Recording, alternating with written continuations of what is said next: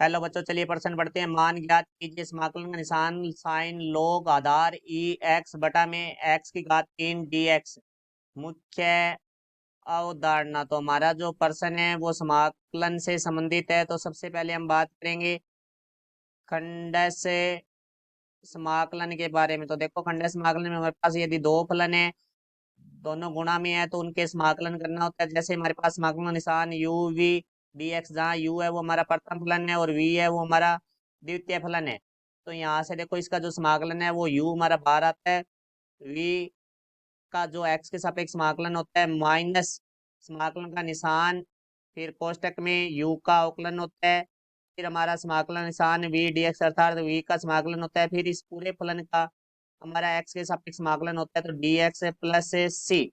तो अब देखो, इसके u और v का जो चयन प्रथम और द्वितीय फलन का जो चयन है वो हमारा आईलेट से होता है। तो जो आईलेट में जो पहले आता है वो हमारा u होता है, बाद में आता है वो हमारा v होता है। तो यहाँ से आई का अर्थ है प्रतिलोम फलन। जैसे हमारे पास साइन इनवर्स एक्स है, कोस इनवर्स एक्स है, वो हमारे प्रतिलोम फलन होते हैं।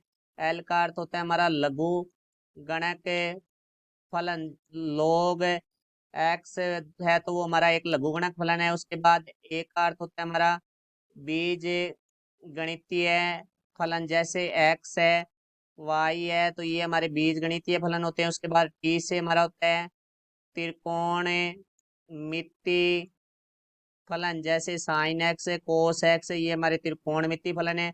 उसके बाद ई का अर्थ होता है हमारा चर घातांकी फलन। तो चर घातांकी फलन, जैसे ई की घात एक्स है वो हमारा चर घातांकी फलन है।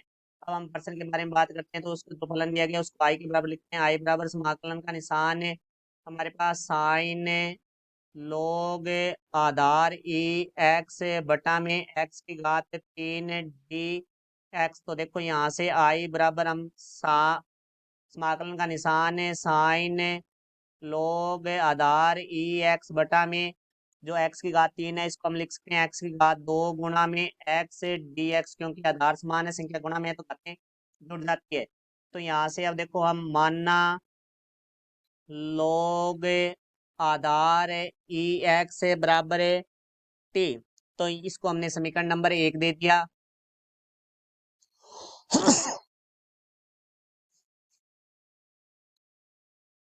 तो अब इसका एक्स के सापेक्ष अवकलन करेंगे तो लोग आधार ई एक्स का जो हमारा अवकलन है वो हो जाएगा 1/x। तो यहाँ से डी एक्स बराबर आ जाएगा डी टी। तो देखो, यहाँ से डी एक्स/एक्स ये रहा, जिसका मान हमारा डी टी हो जाएगा। अब देखो, हमारा जो समीकरण नंबर 1 है उसके हम दोनों तरफ एंटी लॉग लेंगे तो हमारे पास एक्स बराबर आ जाएगा e की घात टी की। हम जानते हैं लोग आधार ई एक्स बराबर यू है, तो यहाँ से एक्स बराबर हमारा हो जाता है e की घात यू, क्योंकि ये हमारा एंटी लॉग लेने पे हमें प्राप्त होता है। तो अब देखो, ये मान हम यहाँ रखेंगे तो यहाँ से हमें आई बराबर प्राप्त होगा समाकलन का निशान है साइन टी, क्योंकि लोग आधार ई एक्स को हमने टी माना है, डी एक्स बटे एक्स का मान है वो हमारे पास है डी टी है बटा में एक्स की घात 2 था, एक्स का मान है वो हमारे पास e की घात है टी है, तो e की घात है टी की घात 2 हो जाएगा यहाँ से। तो यहाँ से देखो भाई, आई बराबर हमें प्राप्त हो जाएगा समाकलन का निशान है साइन टी डी टी बटा में e की घात है, घात से घात गुणा हो जाती है तो यहाँ आ जाएगा 2t। तो यहाँ से आई बराबर हमारे पास आ जाएगा समाकलन का निशान है तो एक बटा में 1 की घात 2t है, जो हर से अंश में आएगी तो घात है वो माइनस हो जाएगी, तो 1 की घात है माइनस है 2t sign T D T. तो देखो, यहाँ से हमारे पास दो फलन है, एक तो 1 की घात -2t है और एक साइन टी है। तो साइन टी है वो हमारा त्रिकोणमितीय फलन है और 1 की घात -2t है वो हमारा चरघातांकी फलन है। तो आइलेट के अनुसार हमारा जो त्रिकोणमितीय फलन है वो पहले आता है, तो ये u होगा और 1 की घात -2t है वो v होगा। अब इसमें हम खंड समाकलन के सूत्र का प्रयोग करेंगे तो यहाँ से आई बराबर हमारे पास आ जाएगा u बार आता है, तो साइन टी बार आ जाएगा, समाकलन का निशान 1 की घात -2t डी टी माइनस समाकलन का निशान फिर हमारा कोष्टक में डी यू का अवकलन होता है, तो डी साइन टी बटा में डी टी समाकलन का निशान 1 की घात -2t डी टी फिर कोष्टक बंद डी टी प्लस सी। क्योंकि हम जानते हैं e की घात ए एक्स का जो एक्स के सापेक्ष समाकलन है वो होता है हमारा e की घात ए एक्स बटा में ए प्लस सी।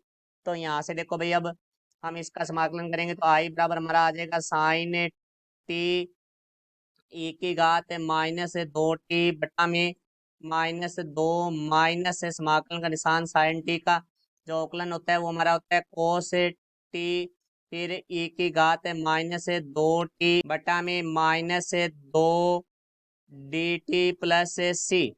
तो यहाँ से देखो हमें प्राप्त हो जाएगा आई बराबर है माइनस साइन टी ई की घात -2t बटा में 2 माइनस और ये माइनस हमारा प्लस हो जाएगा 1/2 समाकलन का निशान है कोस टी ई की घात -2t dt प्लस सी। तो ये जो हमारा पद है समाकलन निशान कोस टी ई की घात -2t dt, इसको हम आई एक से लिख लेते हैं। तो मानना आई एक बराबर है समाकलन का निशान है कोस टी गुणा ई की घात -2t dt। तो यहाँ से देखो कोस टी है वो हमारा प्रथम फलन u हो जाएगा, ई की घात -2t है वो हमारा द्वितीय फलन है v हो जाएगा। तो यहाँ से फिर हम खंड समाकलन लगाएंगे इसके अंदर, तो आई एक बराबर हमारा आ जाएगा कोस टी है वो हमारा बाहर आ जाएगा, समाकलन का निशान ई की घात -2t dt माइनस समाकलन का निशान फिर कोष्टक डी कोस टी बटा में dt, फिर समाकलन का निशान ई की घात -2t dt dt प्लस सी एक।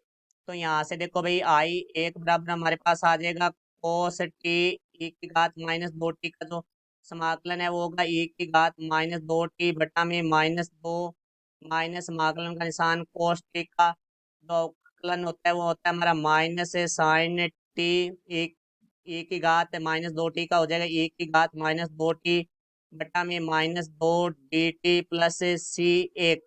तो यहाँ से देखो आई एक बराबर आ जाएगा हमारे पास माइनस कोस टी ई की घात -2t बटा में 2 माइनस, देखो यहाँ ये माइनस से माइनस कट जाएगा तो हमारे पास आ जाएगा समाकलन का निशान है साइन टी ई की घात -2t बटा में 2 dt प्लस सी एक। यहाँ से देखो भाई समाकलन निशान साइन टी ई की घात -2t dt जो मान है वो हमारा आई का मान है। तो यहाँ से देखो भाई इसको हम आगे हल करेंगे तो यहाँ से आई एक बराबर हमारा आ जाएगा माइनस कोस टी ई की घात -2t बटा में 2, फिर हमारे पास है माइनस देखो 1/2 बार अचर के रूप में आ गया, बाकी का जो मान है वो हमारा आई का मान है प्लस सी एक।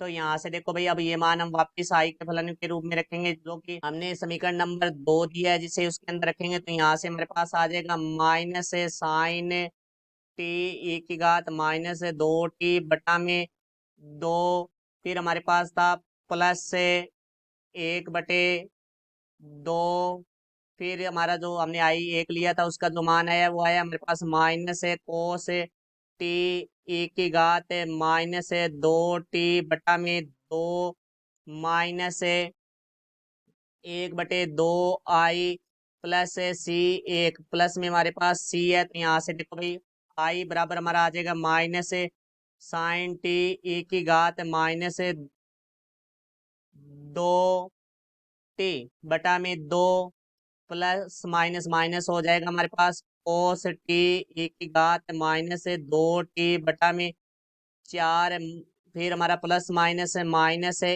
1/4 आई प्लस 1/2 सी एक प्लस सी। तो माइनस का 1/4 आई है बराबर से दूसरी तरफ आके प्लस का हो जाएगा। तो यहाँ से देखो आई प्लस 1/4 आई बराबर हमारे पास आ गया माइनस साइन टी ई की घात -2t बटा में 2 माइनस कोस टी ई की घात -2t बटा में 4 प्लस 1/2 सी एक प्लस सी है, इसको हमने अचर के रूप में लिख दिया सी के रूप में, बड़े सी के रूप में। तो माना 1/2 सी एक प्लस सी, क्योंकि दो अचर को जोड़ेंगे तो भी हमें एक अचर ही प्राप्त होगा जिसको हमने सी के रूप में लिख लिया है यहाँ से। तो अब आगे देखो भाई आई प्लस 1/4 आई है तो यहाँ से हमारा 4 है वो लेस आ जाएगा, तो यहाँ से 4 आई प्लस आई बराबर हमारे पास आ जाएगा। देखो इन दो पदों में से हमारे पास जो बेनिस्टार है वो आ रहा है e की घात माइनस 2t। तो यहाँ से हमने e की घात माइनस 2t तो फिनिश ले लिया। फिर हमारे पास अंदर के पदों में देखो 4 लैस है आ रहा है, तो हम 4 लैस है लेंगे तो हमारे पास आ जाएगा minus 2 sin t minus cos T plus C. तो यहाँ से देखो भाई 4i और i है वो हमारा हो जाएगा 5i बटा में 4 बराबर हमारे पास आ जाएगा e की घात माइनस 2t। फिर हमारे पास कोष्टक में minus 2 sin t minus cos T बटा में 4 प्लस सी। तो ये देखो 5/4 यहाँ गुणा में है, तो देखो यहाँ से आके इधर दूसरी तरफ आएगा तो ये 4/5 हो जाएगा। तो यहाँ से आई बराबर हमारे पास आ जाएगा 4/5 गुणा में e की घात माइनस 2t कोष्टक में minus 2 sin t minus cos T बटा में 4 प्लस सी। तो अब देखो यहाँ से आई बराबर हमारे को प्राप्त होगा 4/5 का अंदर गुणा करेंगे तो यहाँ से आ जाएगा हमारे पास, क्योंकि 4 से 4 कट जाएगा तो 1/5। यहाँ से माइनस भी हमारा उभयनिष्ठ आ रहा है तो माइनस उभयनिष्ठ ले लेंगे तो e की घात माइनस 2t अंदर आ जाएगा हमारे पास 2 sin t plus cos T plus 4/5 सी। तो अब यहाँ देखो हम मान लेते हैं मानना 4/5 सी तो जो एक अचर के रूप में होगा, क्योंकि दो अचरों का गुणा है वो भी एक अचर होगा जिसको हमने डी लिख दिया है। तो यहाँ से देखो आई बराबर हमें प्राप्त होगा माइनस 1/5 गुणा में 2 sin t plus cos t. तो देखो ये e की घात माइनस 2t है बटा में जाएगा तो ये हो जाएगा e की घात 2t प्लस यहाँ हमने एक अचर के रूप में डी ले लिया है। अब यहाँ से हम t का मान रखेंगे तो देखो आई बराबर हमारे पास आ जाएगा माइनस 1/5 गुणा में हमारे पास 2 sin t का मान था वो हमारा लोग आधार ई एक्स था प्लस कोस टी की जगह हमारे पास आ जाएगा लोग आधार ई एक्स बटा में e की घात 2t है, क्योंकि हमारा e की घात t है वो x का मान था तो यहाँ से आ जाएगा x की घात 2 प्लस d। तो ये हमारे प्रश्न का उत्तर हुआ। आशा करता हूँ समझ आया होगा। धन्यवाद।